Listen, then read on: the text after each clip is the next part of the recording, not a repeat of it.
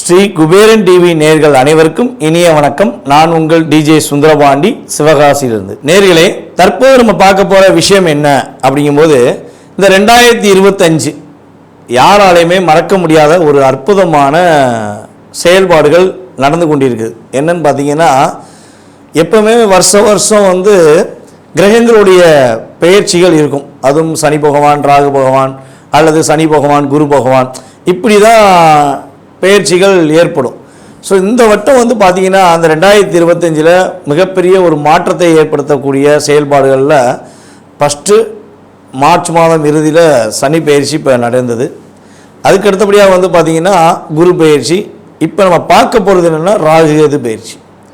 இந்த 3 கிரகங்களின் பயிற்சிகள் மூலமாக மிகப்பெரிய மாற்றங்கள், சில விஷயங்களில் ஒரு பதட்டமான சூழ்நிலையெல்லாம் யோசிச்சிட்டே இருக்கும் பொழுது, இந்த ராகு கேது பகவான் உங்களுடைய வாழ்க்கையில் என்னென்ன விஷயங்கள்லாம் செயல்படுத்த போகிறாங்க, இந்த ராகு கேது பயிற்சி எப்போ நடக்க போகுது அப்படின்னு சொல்லி ஃபஸ்ட்டு தெரிஞ்சுக்கிடுவோம். ஸோ அதுக்கப்புறம் உங்களுடைய ராசிக்கான பலன், இந்த ராகு கேது பகவான் ராசியை விட்டு இன்னொரு ராசியை கடந்து சொல்லும்போது என்னென்ன மாற்றங்கள், உங்களுடைய ராசிக்கு என்னென்ன ஒரு நற்பலன்கள் கொடுக்க போகிறாங்க அப்படிங்கிறத பார்க்கலாம். அதாவது மே மாதம் 18ஆம் தேதி ராகு பகவான் மீன ராசியிலிருந்து கும்ப ராசிக்கும், கேது பகவான் கன்னி ராசியிலிருந்து சிம்ம ராசிக்கும் பயிற்சியாகி வருகிறார். அதாவது மற்ற கிரகங்கள் 7 கிரகங்கள் என்ன பண்ணுவாங்கன்னா கிளாக் வைஸில் சுற்றுவாங்க. இந்த ராகும் கேது பகவான் மட்டும் என்ன பண்ணுவாங்கன்னா ஆண்டி கிளாக் வைஸில் சுற்றுறது தான் இவங்களுடைய இயல்பான குணம். அப்புறம் என்ன அர்த்தம்னா, மனிதர்களுடைய செயல்பாடுகள் நேர்மையாக போய்கிட்டே இருக்கவங்க என்ன பண்ணுவாங்க, எதிர்மறையாக நோக்கி பயணிப்பாங்க. எதிர்மறையாக நோக்கி பயணிக்கிறவங்க என்ன பண்ணுவாங்கன்னா நேர்மையை நோக்கி பயணிப்பதற்கான ஒரு ஆற்றலை ஏற்படுத்த வேண்டும்.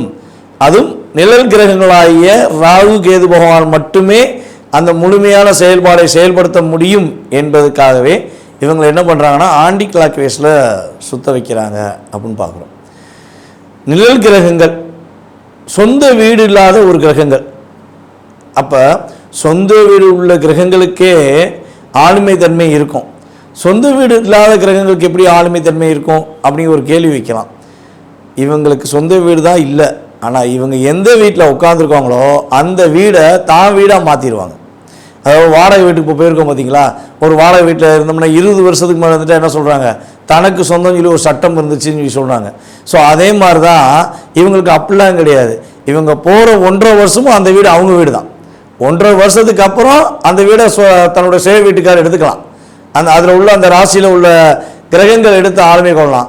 ஆனால் இவங்க ஒரு ராசிக்குள்ளே போயிட்டாங்கன்னா உங்களுடைய சுய ஜாதகத்தில் இப்போ ராகு பகவான் எங்கே வர்றாரு, கும்பராசிக்கு வர்றாரா, கும்ப ராசியில் என்னென்ன கிரகங்கள் இருக்கோ அந்த கிரகத்துடைய ஆளுமையை இவர்களே எடுத்துக்கொள்வார்கள்.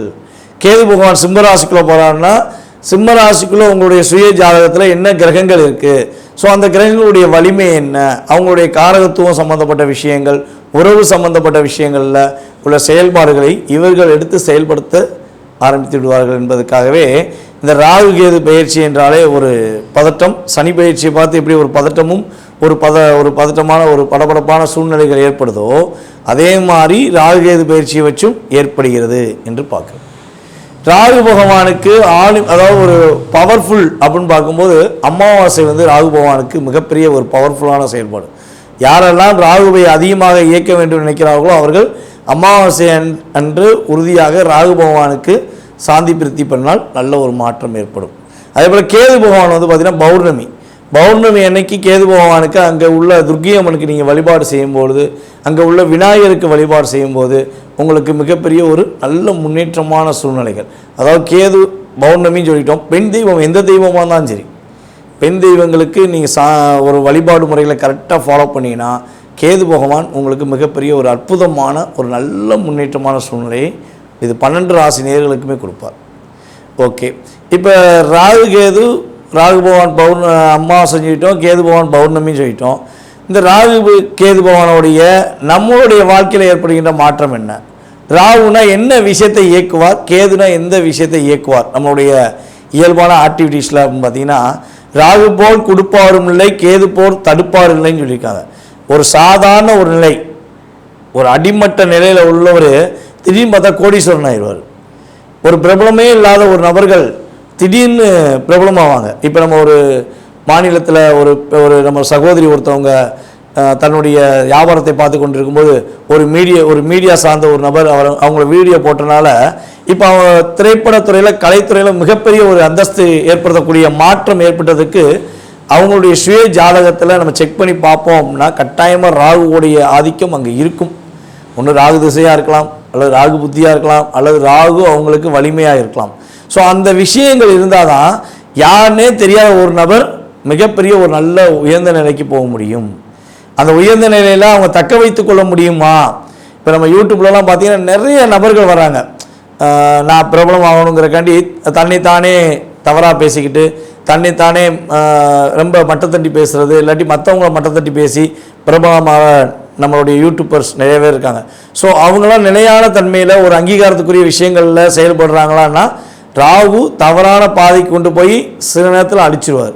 சில நேரத்தில் ராகு பகவான் என்ன பண்ணால் உயர்ந்த நிலைக்கு கொண்டு போய் ஒரு அங்கீகாரத்தை கொடுப்பார். அது அவங்களுடைய சுய ஜாதகம் சம்பந்தப்பட்ட விஷயம் அப்படின்னு பார்க்குறோம். ஸோ ராகுவும் கேதுவும் இந்த அளவுக்கு ஒரு வலிமையான கிரகம். கேது பகவான் என்ன பண்ணுவார்னா ஆன்மீகத்தை நாடுவதற்கு மிகப்பெரிய ஒரு அற்புதமான செயல்பாடை கேது பகவான் கொடுப்பார். இப்போ இந்த ராகு கேது பயிற்சி அப்போ உங்களுடைய வாழ்க்கையில் என்னென்ன மாற்றங்கள்லாம் ஏற்பட போகுது, என்னென்ன விஷயங்கள்லாம் ஏற்பட போகுதுங்கிறத நம்ம பார்க்க போகிறோம். ஸோ நேர்களே, இது ஒரு முக்கியமான விஷயம் என்னென்னா, இப்போ நம்ம பார்க்குற விஷயங்கள் எல்லாமே ஒரு பொது பலன்களை கோச்சார ரீதியாக ராகு கேது பயிற்சிகளில் உங்களுக்கு ஏற்படும் மாற்றங்கள் மற்றும் முன்னேற்றங்கள் நீங்கள் கடைபிடிக்க வேண்டிய ஒரு சில பாதுகாப்பான விஷயங்கள்னு பார்க்குறோம். இதில் ஒரு 20% உங்களுடைய வாழ்க்கையில் மாற்றம் இருக்கும். இதை தவிர்த்து உங்களுடைய எதிர்கால சம்மந்தப்பட்ட கேள்விகள் உங்களுக்கு அதிகமாக இருக்குது அப்படின்னா நீங்கள் உங்கள் சுய ஜாதகத்தை செக் பண்ணணுன்னா கட்டாயமாக கீழே உள்ள வாட்ஸ்அப் நம்பருக்கு உங்கள் டீட்டெயில்ஸ் அனுப்பணுங்க. கட்டணத்தின் அடிப்படையில் முன்பதிவு செய்தவர்களுக்கு உங்களுடைய சுய ஜாதகம் சம்பந்தப்பட்ட விஷயங்களை மிக துல்லியமாக கணித்து கூற நான் கடமைப்பட்டிருக்கிறேன். வாங்க உங்களுடைய ராசிக்கான பலன்களை பார்ப்போம். மீன ராசி நேயர்களுக்கு 2025ஆம் ஆண்டு ராகு கேது பயிற்சியினால் ஏற்படுகின்ற மாற்றங்கள் என்ன?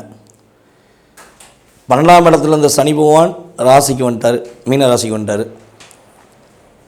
அதே போல் ராசியில் இந்த ராகு பகவான் இப்போ என்ன பண்ண போகிறாரு, 12ஆம் இடத்துக்கு செல்ல போகிறார். இதுவே பெரிய மாற்றம்.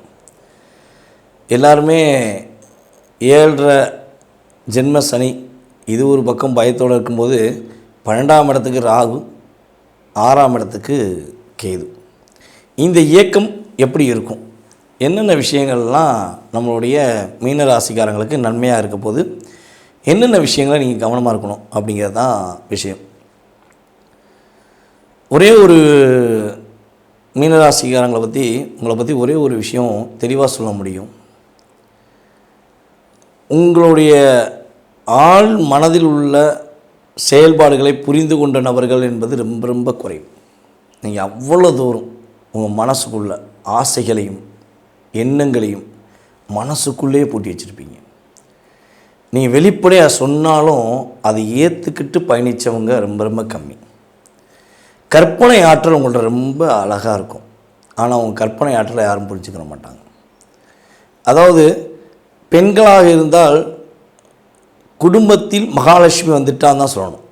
மீனராசி பெண்கள் ஒரு குடும்பத்தில் இருந்தாங்கன்னா மகாலட்சுமி அவங்க வீட்டில் ஐக்கியமாக இருக்காங்க.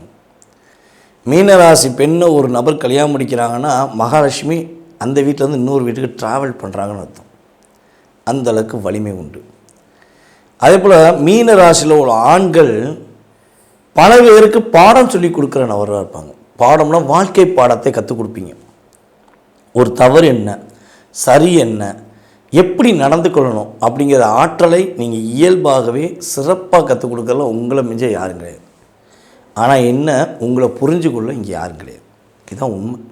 தேவையை ஃபுல்லாக வாங்கிடுவாங்க, வாங்கிட்டு தேவையில்லை போடான்னு சொல்லி அனுப்பிடுவாங்க. ஸோ இந்த செயல்பாடு தான் உங்களுக்கு கடந்த காலங்களில் அதிகமாக நடந்திருக்கும்.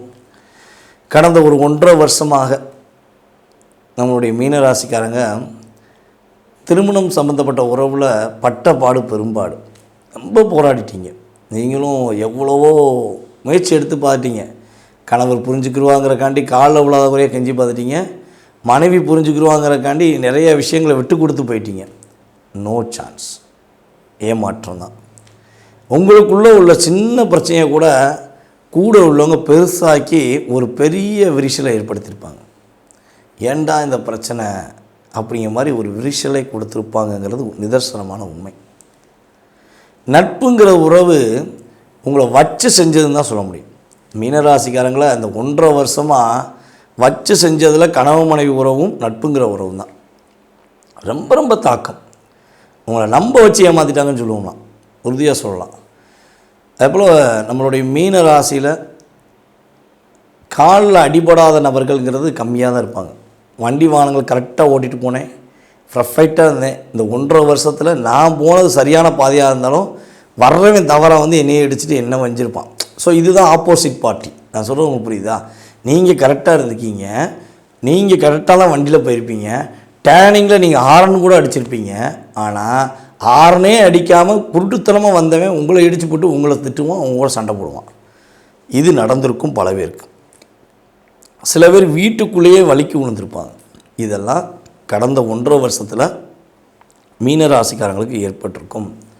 ஐயா நான் வலிக்கு விழலை, நான் வண்டி வாங்கினாலும் அடிபடலை அப்படின்னா நீங்கள் கட்டாயமாக உங்கள் பேரில் நகைக்கடன் வாங்கியிருப்பீங்கன்னு அர்த்தம். இதுதான் உண்மை.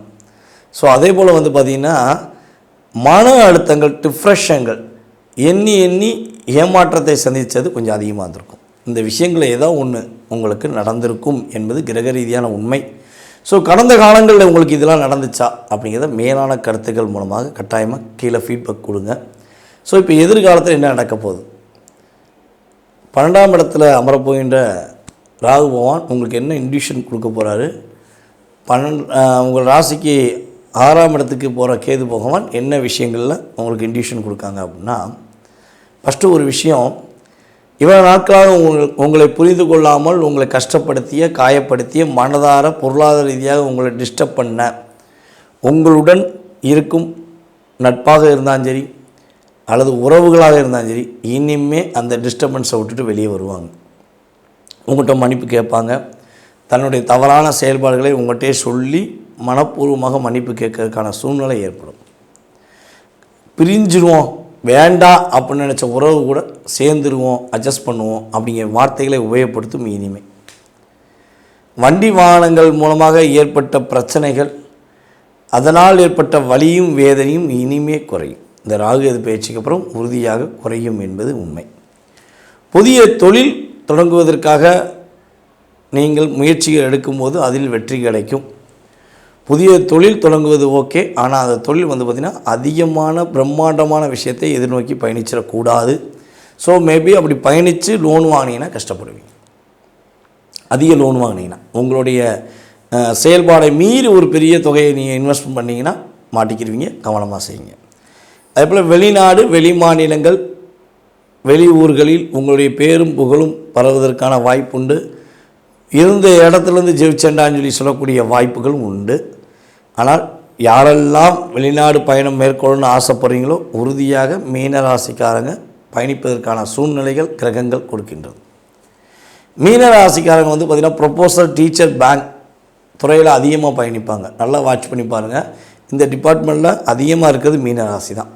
ஒரு காலேஜ் அல்லது ஸ்கூலு, ஒரு பேங்கு, இந்த டிபார்ட்மெண்ட்டில் ஒரு மீனராசியாச்சும் இருப்பாங்க. அந்த மீனராசி அந்த இடத்துல இருந்தால் மட்டும்தான் அந்த இடம் குருவின் ஆதிக்கம் மூலமாக வெற்றி பெறும். மீனராசி அந்த இடத்துல இல்லைன்னா உறுதியாக குருவின் ஆதிக்கம் இயங்காது என்பது கிரக ரீதியான உண்மை.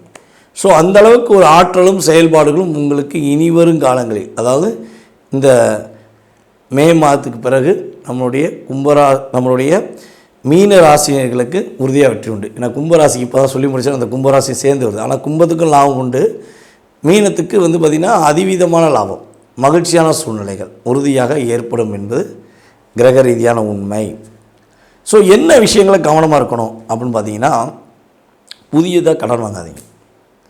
மேக்ஸிமம் உங்களை யாராவது தூண்டுவாங்க, இந்த கடனை வாங்கு, இந்த கடனை வாங்கினேன்னா லோன் வாங்கி அதன் மூலமாக ஏதாவது செஞ்சிடலாம், செஞ்சிடாதீங்க. நோ சான்ஸ் அப்படின்றது.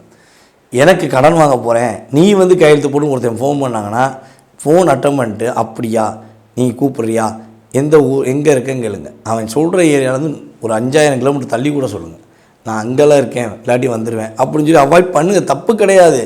ஏன்னா இன்றைக்கி நீங்கள் கையெழுத்து போட்டிங்கன்னா 1.5 வருஷம் கழித்து நீங்கள் அந்த கடன் நீங்கள் கட்டுவீங்க, அவங்க கட்ட மாட்டான். உங்கள் கிரகம் அந்த கடமையை செஞ்சிடும். செலவுகள் அதிகரிப்பதற்கான வாய்ப்புகள் உண்டு. சுப செலவுகளாக மாற்றிக்கோங்க. வீட்டில் சுப நிகழ்ச்சிகள் பண்ணுங்கள். திருமணம் சம்மந்தப்பட்ட விஷயங்களை முயற்சி எடுத்திங்கன்னா அதில் முழு இன்வால்மெண்ட் காட்டுங்க. சுப நிகழ்ச்சிகளுக்கு சுப செலவுகளாக மாற்றிக்கொள்வது ரொம்ப ரொம்ப நல்லது. உங்களுக்கு உதவி என்று யாராவது வந்து செய்ய போகிறாங்கன்னா அவங்களுடைய ஃபுல் ஹிஸ்ட்ரி எடுத்துக்கோங்க, அவங்களுடைய ஃபுல் செயல்பாடை உணர்ந்துக்கோங்க. யார் என்ன, அவங்க ஃபேமிலி என்ன, பேக்ரவுண்ட் என்ன, உங்களுக்கு ஏன் உதவி செய்யணும் வராங்க, அது ஆணாக இருந்தாலும் சரி பெண்ணாக இருந்தாலும் சரி எதற்காக உங்களுக்கு உதவி செய்ய வராங்க. ஸோ உதவி மூலமாக அவங்க எதிர்பார்க்குற விஷயம் என்ன அப்படிங்கிறத முதல் கேட்டுக்கோங்க. ஸோ கேட்ட பிறகு என்ன பண்ணுங்கன்னா நீங்கள் அதை செயல்படுத்துங்க.